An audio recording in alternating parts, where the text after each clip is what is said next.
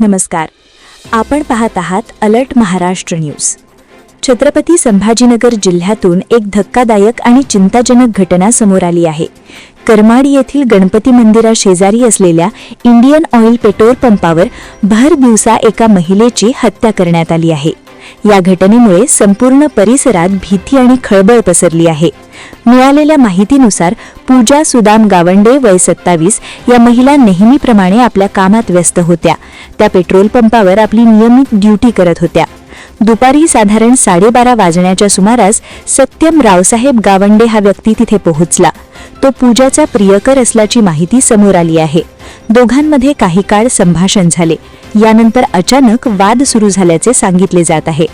वाद वाढत गेला आणि परिस्थिती नियंत्रणाबाहेर गेली. रागाच्या भरात आरोपीने हल्ला केला. या घटनेत पूजा गावंडे यांचा जागीच मृत्यू झाला. भर दिवसा आणि सार्वजनिक ठिकाणी घडलेल्या या प्रकारामुळे उपस्थित नागरिक पूर्णपणे घाबरून गेले.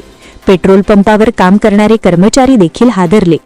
घटनेनंतर काही काळ परिसरात तणावाचे वातावरण निर्माण झाले.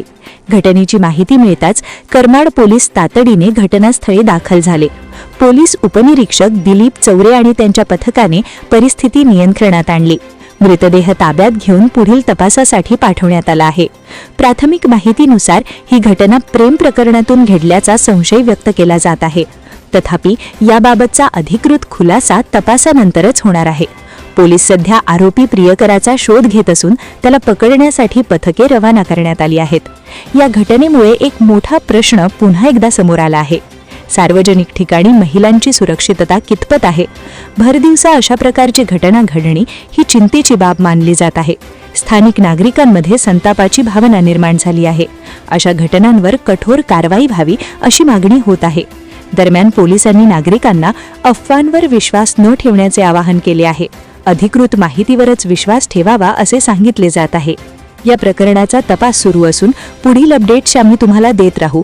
अशाच महत्त्वाच्या आणि ताज्या बातम्यांसाठी आमच्या चॅनलला सबस्क्राईब करा. व्हिडिओ आवडल्यास लाईक आणि शेअर करायला विसरू नका. धन्यवाद.